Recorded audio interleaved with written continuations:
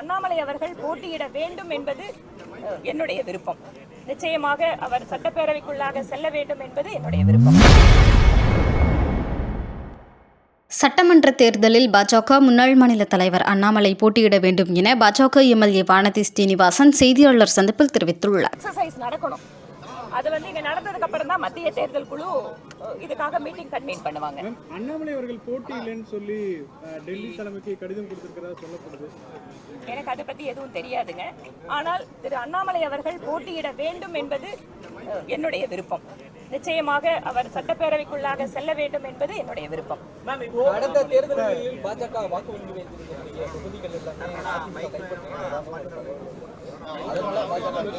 நீங்கள் 21 நாங்க வாங்கின வாக்குகள், 24 பாஜக வாங்கின வாக்குகள், இதுல எதுவும் எல்லாமே பப்ளிக் டொமைன்ல இருக்கிறதா. அதனால சில தொகுதிகள் கிடைச்சிருக்கும், சில தொகுதிகள் புதுசா எங்களுக்கு இருக்கு. அதனால அவங்களுக்கும் அதே மாதிரி தான். அவங்க சிட்டிங் எம்எல்ஏ இருக்கிற தொகுதிகள் அப்படிங்கறத அவங்க கிளைம் பண்றாங்க. மற்ற தொகுதிகள் அப்படிங்கிறது சாதக பாதகங்களை அலசி ஒவ்வொரு கட்சிகளுமே, எங்களோடு இருக்கின்ற பாட்டாளி மக்கள் கட்சி, புதிய நீதி கட்சி மற்றும் அமமுக எல்லாருமே கொஞ்சம் விட்டு கொடுத்து ஒரு சில தொகுதிகளை பெற்று ஒரு சில தொகுதிகளை புதிதாக களம் காண்கின்ற சூழல் இருக்கிறது. அது எல்லா கட்சிகளுக்குமே அது இருக்கு.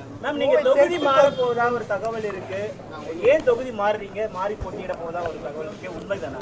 நான் இன்னும் வேட்பாளர் எங்களோட கட்சியை அறிவிச்சதுக்கு அப்புறம் இந்த கேள்வியை கேளுங்க. மேம், இப்போ புதுச்சேரியில பாத்தீங்கன்னா திமுக கூட்டணி காங்கிரஸ் கூட்டணி தனித்தனியா களமிறங்குறாங்க. விசிகா தனியா களம் 3 வேட்பாளர் அறிவிச்சிருக்காங்க.